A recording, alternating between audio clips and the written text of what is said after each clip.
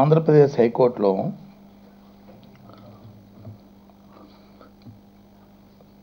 కొద్ది రోజుల కిందట ఏదైతే రాష్ట్ర ముఖ్యమంత్రి మీద, ఆంధ్రప్రదేశ్ రాష్ట్ర ముఖ్యమంత్రి మీద ఉన్న ఓటు నోటు కేసులో తెలంగాణ ప్రభుత్వం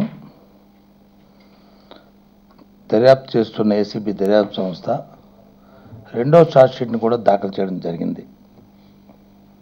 ఆ విషయం అందరికీ తెలిసిన విషయమే.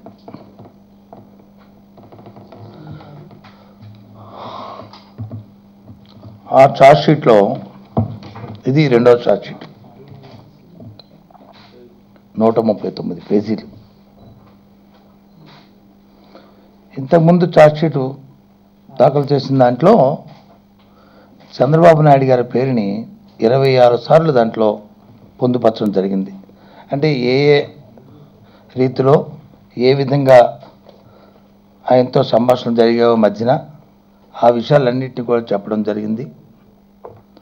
తర్వాత రెండో ఛార్జ్షీటు వాళ్ళు సబ్మిట్ చేసినప్పుడు, కోర్టు పెట్టినప్పుడు ఇంకో 22 సార్లు మరలా ఆయన పేరుని చెప్పడం జరిగింది. అసలు కుట్ర ఎక్కడి నుంచి ప్రారంభమైంది అనే విషయాన్ని కూడా చెప్పడం జరిగింది. సాక్షాత్తు మహానాడు నుంచి కుట్ర ప్రారంభమై ఆ తర్వాత హైదరాబాద్ హోటల్ వరకు చెప్తూ, ఆ తర్వాత వచ్చి ఎవరైతే టిఫిన్స్ ఉన్నారో వారింట్లో జరిగిన వ్యవహారాన్ని అంతటినీ కూడా కళ్ళకు కట్టినట్లు మనం టీవీలో చూసాం. రాష్ట్ర ప్రధానికి అందరూ కూడా అంతకంటే మిన్నగా జరిగిన వ్యవహారం అంతటిని దర్యాప్తు చేస్తూ పెట్టడం జరిగింది. దీనిపైన చంద్రబాబు నాయుడు గారు ఏం సమాధానం చెప్తారు? ఒక రాష్ట్ర ముఖ్యమంత్రి నిజంగా మీకు నైతిక విలువలు తెలిస్తే, ఈ రాష్ట్ర ప్రయోజనాలను కాపాడే వ్యక్తి అయితే మీరు నిప్పు నిప్పు నిప్పు అని ఎప్పుడు చెప్తుంటారు కదా మీరు. ఇవాళ దీన్ని మరి నిప్పు లాంటి వ్యక్తి మీరు, లేకపోతే తుప్పులాగా అయిపోయారా అనేదని ఇవాళ దానికి సమాధానం చెప్పాలి.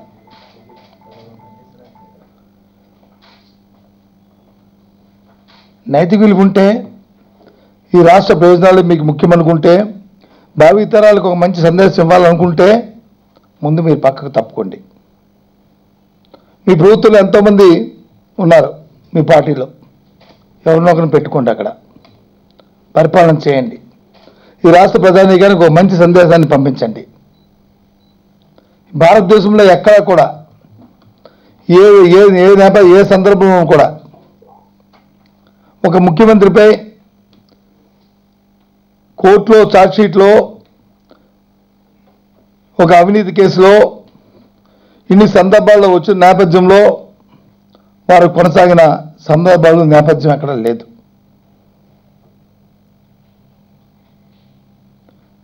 మీరు కొనసాగితే మాకే అభ్యంతరం లేదు. కానీ ఈ కేసును పెట్టుకొని రాష్ట్రానికి సంబంధించిన 5 కోట్ల మంది ప్రజల తాలూకా రాష్ట్రానికి వచ్చే ప్రయోజనాల్ని, భావితరాలకు వచ్చే ప్రయోజనాన్ని ఇవాళ మీరు తాకట్టు పెడుతున్న నేపథ్యం. ఇదేదో నేను చెప్తున్న మాట కాదు. జరిగిన పరిణామాలు తీసుకుంటే, జరిగిన పరిస్థితులు ఒకసారి మనం బేరేజ్ వేసుకుంటే ఈ రాష్ట్రం ఎంత నష్టపోయిందో అటు రాష్ట్ర ప్రధానికానికి తెలుసు, ఇటు మీ మనస్సాక్షి తెలుసు, అందరికీ తెలుసు.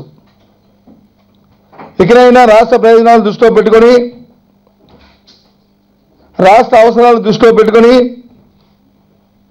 మధ్యవర్తులు, లాలూచీలు, మేనేజ్మెంట్లు కాకుండా స్వచ్ఛమైన నీతివంతమైన పరిపాలన చేసుకోవడానికి, రాష్ట్రం తాలూకా అభివృద్ధిని కాంక్షించి ఇవాళ తక్షణమే మీరు నిర్ణయాన్ని తీసుకోవాల్సిన అవసరం ఉన్నదనే విషయాన్ని వైఎస్ఆర్సీపీ పార్టీ గట్టిగా మిమ్మల్ని డిమాండ్ చేస్తుంది. రాష్ట్ర ప్రజలు ఆలోచన చేయండి. 10 సంవత్సరాలు ఉమ్మడి రాజధానిగా ఉంటున్న హైదరాబాద్ని ఓటు నోటు కేసు అయిన తర్వాత ఆత్రతగా విజయవాడకి, అమరావతిని మార్పు చేస్తామని చెప్పి వారు జరిగిన ఒడంబడిక ప్రకారం సింగపూర్ కంపెనీని ముందుకు తీసుకొచ్చి దోపిడీకి ప్రయత్నం చేసిన మొదటి అంశం. ఆ తర్వాత జరిగిన నేపథ్యంలో ఆంధ్ర రాష్ట్రానికి తెలంగాణ రాష్ట్రానికి మధ్య కృష్ణా నీటి ఒప్పందం వచ్చినప్పుడు నీటి ఇబ్బందులు వచ్చినప్పుడు నిర్దిష్టమైన కార్యాచరణ తీసుకోకుండా నిర్దిష్టమైన నిర్ణయాలు తీసుకోకుండా రాష్ట్ర రైతాంగం తాలూకా ప్రయోజనం ఆలోచించకుండా ఈ కేసు ఉన్నదనే ఉద్దేశంతో ఈ రాష్ట్రం నీ తాలూకా ఆర్గ్యుమెంట్ని తగ్గించి రాష్ట్ర ప్రయోజనానికి నీటి విషయంలో దెబ్బతీసిన విషయం వాస్తవం కాదా ప్రజలు ఆలోచన చేయండి.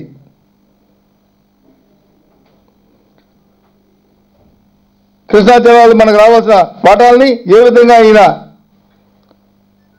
వాళ్ళతో లాలూచి పడ్డాడో ఈ విషయంలో ఆలోచన చేయండి. ఇంతకంటే ముఖ్యమైన అంశం చట్టసభల సాక్షిగా రాజ్యసభలో ఆనాడు రాష్ట్ర విభజన జరిగినప్పుడు ప్రత్యేక హోదా ఇస్తామని చెప్పని ఆనాటి ప్రధానమంత్రి ఈనాటి ప్రధానమంత్రిగా ఉన్న ప్రతిపక్ష పార్టీ రెండు కలిపి ఇచ్చిన వాగ్దానం ఎన్నికల సమయంలో నీతో పాటు చంద్రబాబు నాయుడు గారితో పాటు 10 సంవత్సరాలు ఇస్తున్న అంశాన్ని ఈ మోటు రోడ్డు కేసులో కేంద్రాన్ని మధ్యవర్తిగా పెట్టి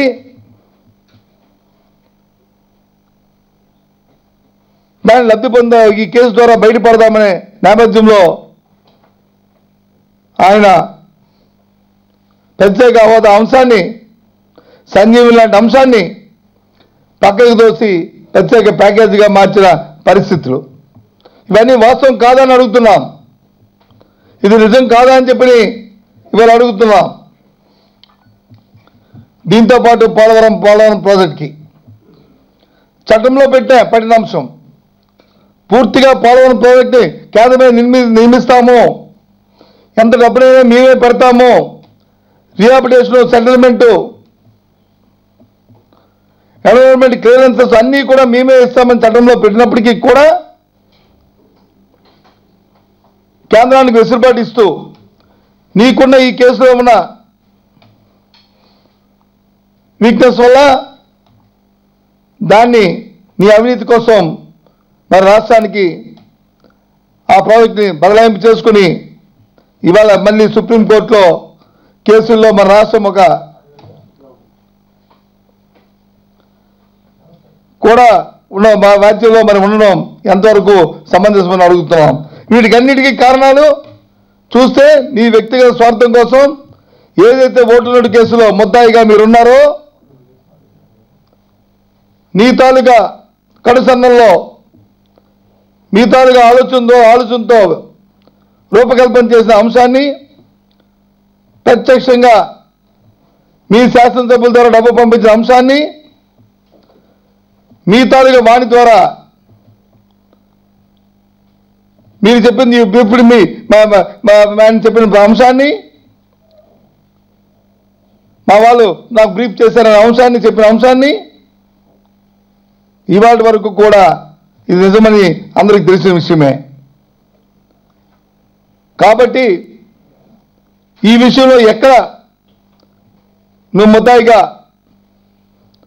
శిక్షణ పడతామని దానికోసం మేనేజ్మెంట్ చేస్తూ ఈ రాష్ట్ర ప్రయోజనాలన్నింటినీ తాకట్టు పెడుతూ ప్రతి అంశం దగ్గర ప్రతి విషయం దగ్గర కూడా రాజీ పడుతూ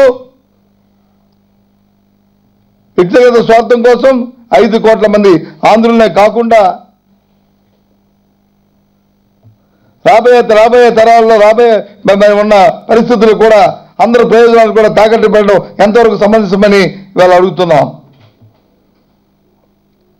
నిన్న మనం అంటారైనా అదేదో చిన్న కేసుని చిన్న కేసా పెద్ద కేసు కంటే ఇవాళ 139 పేజీలు ఉన్న ఈ ఛార్జ్షీట్లు 26 సార్లు ఒక రాష్ట్ర ముఖ్యమంత్రి ఈ విధమైన కార్యాచరణ రూపొందించుకొని కొనుగోలు చేయడం అనేది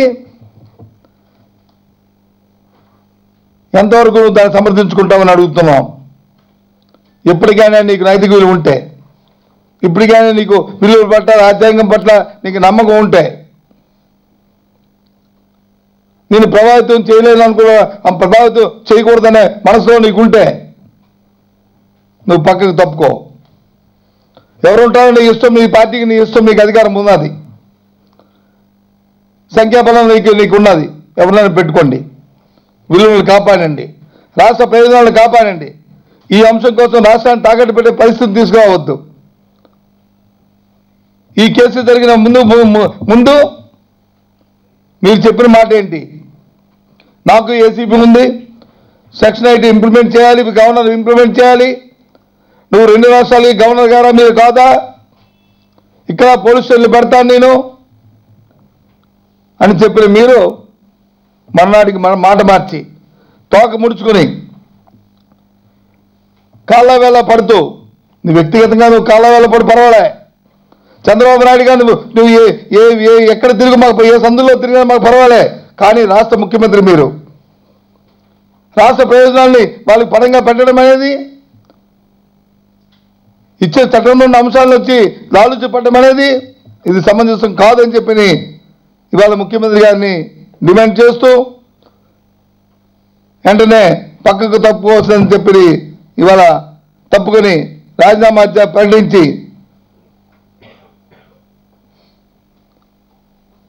రాష్ట్రంలో భావితరాలకు ఒక మంచి మెసేజ్ని, రాష్ట్ర తాలూకు ప్రయోజనాలకు ఒక మంచి అవకాశానికి కలిగేటట్లు ప్రవర్తించాలని డిమాండ్ చేస్తున్నాం.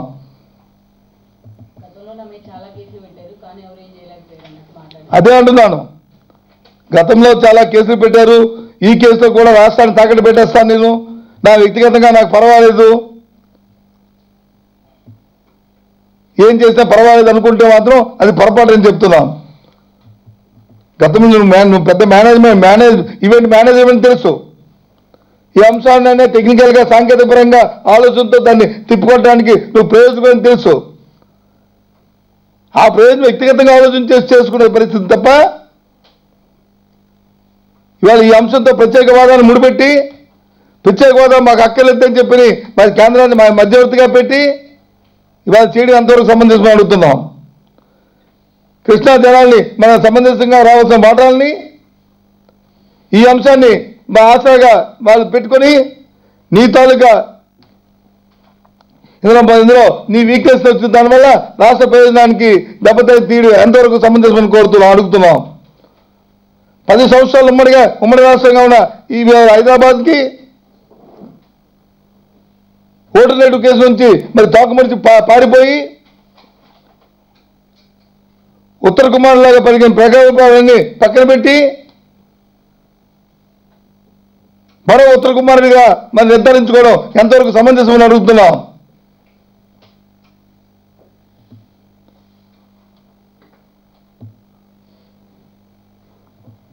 ఈ అంశాలు చెప్పండి.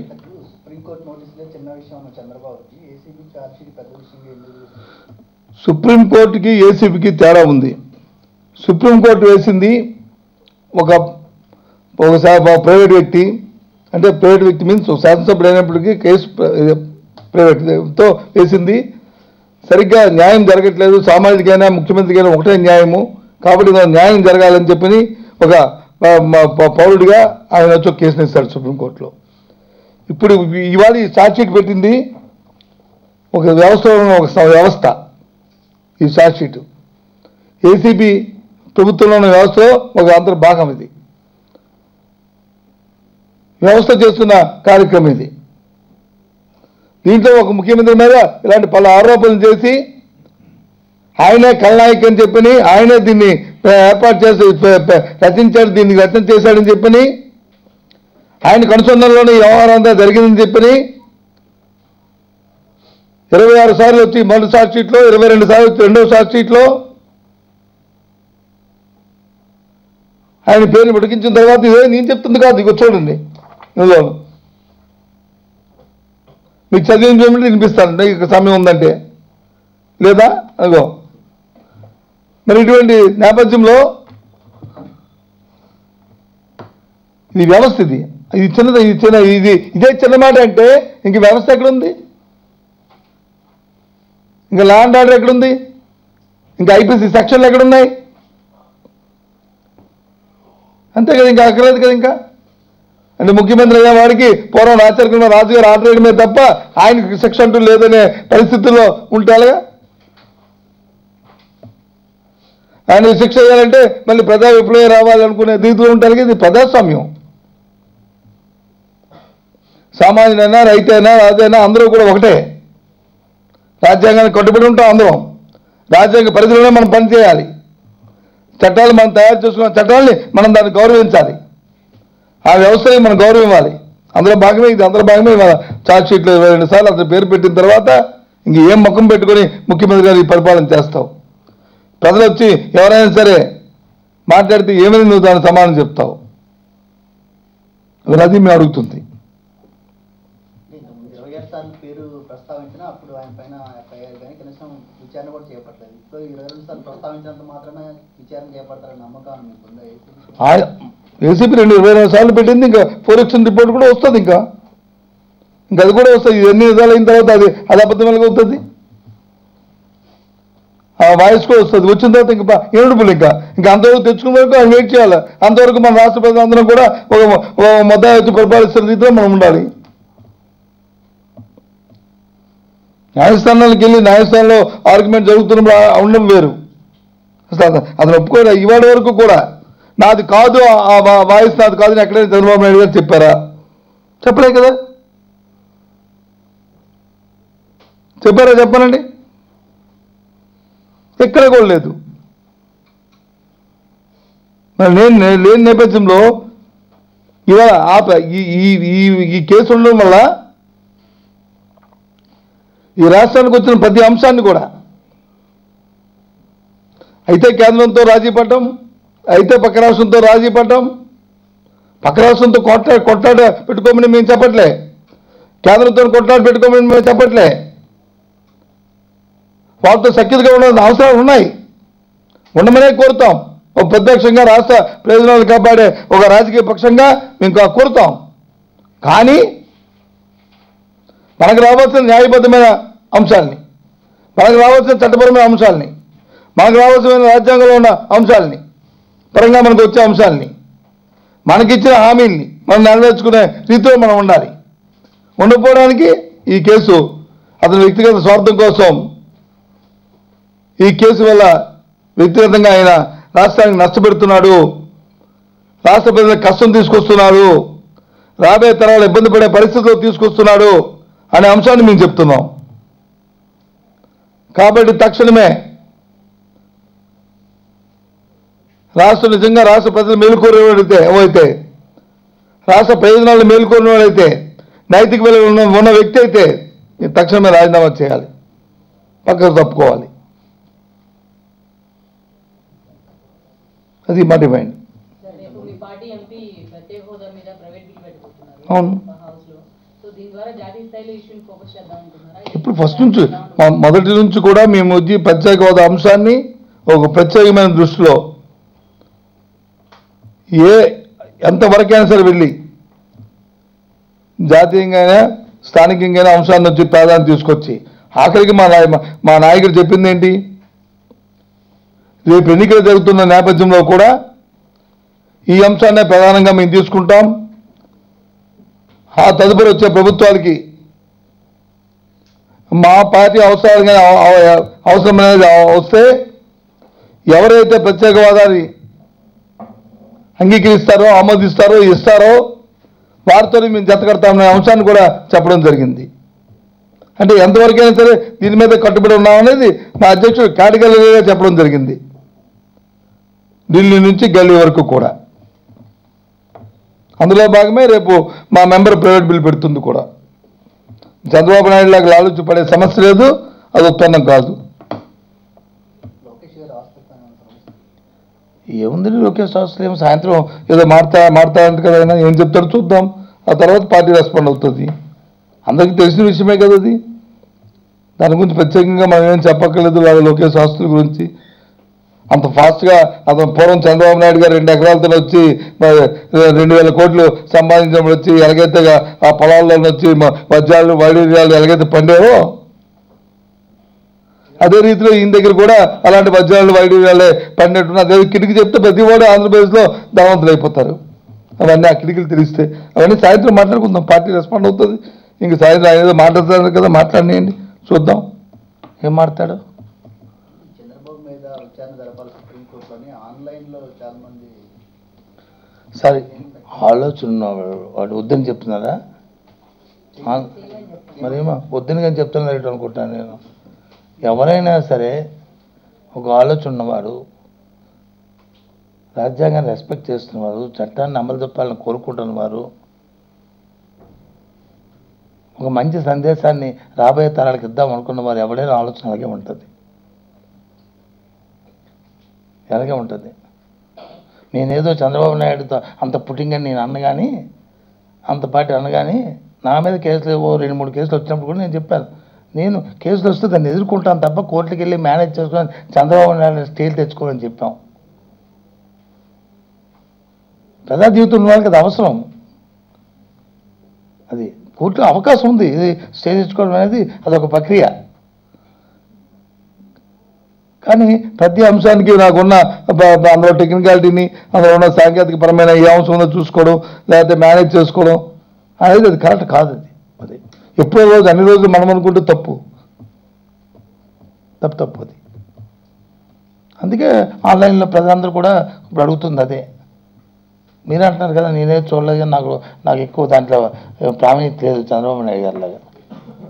అది మీరే చెప్తున్నారు అది ఆ ప్రావీణ్యత గురించి. అది dash board, code dash board, online system, గంటకో మాట ఎప్పుడో మాట మాట్లాడి గంట పోయిన తర్వాత మళ్ళీ కాదని చెప్పడము, ఇవన్నీ కూడా ఆయనకే చెల్లింది. ఇంకెవరికి ఈ రాష్ట్ర రాజకీయాల్లో చరిత్ర లేదు. ఎందుకంటే ఎంతోమంది ముఖ్యమంత్రులు చేశారు ఈ రాష్ట్రంలో. ఇంత స్పీడ్గా నిమిషానికి మాట మార్చే ముఖ్యమంత్రులు ఈ రాష్ట్ర చరిత్రలో లేరు. ఏ పార్టీ ముఖ్యమంత్రి చేసినప్పటికీ కూడా, ఈవెన్ ఎన్టీ రామారావు గారిని మనం చూసుకున్నా సరే, పార్టీ ముఖ్యమంత్రి చూసుకున్నా సరే, ఉదయం మాట మాట్లాడి మర్నాడు మాట్లాడి మూడో రోజు ఇంకో మాట్లాడి అందులో భావార్థాలు తీసి అడ్డగోలుగా వచ్చి బుల్డోజ్ చేసుకెళ్ళిపోయిన పరిస్థితుల్లో ఏ ఒక్కరు లేరు. ప్రజలందరూ కూడా అమాయకులు అనుకుంటే పొరపాటు. టైం కోసం వెయిట్ చేస్తుంటారు వాళ్ళు. చార్జ్షీట్ చూసిన తర్వాత మీకు 2 రాష్ట్రాల మధ్య రాజకీయ కేసు విషయంలో మీరు గతంలో విమర్శించారు కదా, ఇంకా నమ్మకం గతంలో మేము ఎప్పుడు విమర్శించలేదు. గతంలో మేము విమర్శించింది ఒకటే, ఎందుకు మీరు ఊరుకుంటున్నారు, 22 సార్లు పెట్టా సరే ఎందుకు ఇతన్ని పెట్టట్లేదు అని డిమాండ్ చేస్తాం. మీ ఇద్దరికీ రాజీ పడడం, తెలంగాణ రాష్ట్రం రాజీ పడడానికి అవకాశం ఉంది, కానీ ప్రయోజనాలు వాళ్ళు పొందుతున్నారు కాబట్టి ఇక్కడ నుంచి మనం వచ్చి పెట్టుబడి సర్దుకొని 10 సంవత్సరాలు ఉన్నా సరే పరిగెట్టి మనం వెళ్ళిపోవడం వాళ్ళకి మంచిది. కాబట్టి వాళ్ళకి చంద్రబాబు నాయుడు లాంటి వ్యక్తిని వచ్చి శిక్షించకపోయినా వాళ్ళకి ఇన్విటబుల్ కాబట్టి, వాళ్ళు ఇన్మిటబుల్ కాబట్టి వాళ్ళు రాష్ట్ర ప్రయోజనం ఆలోచించుకుని వాళ్ళు ఏదైనా చేయొచ్చు. వాళ్ళకి దానివల్ల బెనిఫిట్ అవుతున్నప్పుడు వాళ్ళ పరిస్థితులు ప్రజలకు కావాల్సింది చేసుకోవచ్చు. కానీ మనం అది కాదుగా, మనం నష్టపోతున్నాం కదా. లేకపోతే ఇలా పెట్టుకొని ఇది బ్లాక్మెయిల్ చేస్తూ మన 5 సంవత్సరాలు వచ్చి మన ప్రయోజనాలన్నీ వాళ్ళు హరించుకుపోవచ్చు.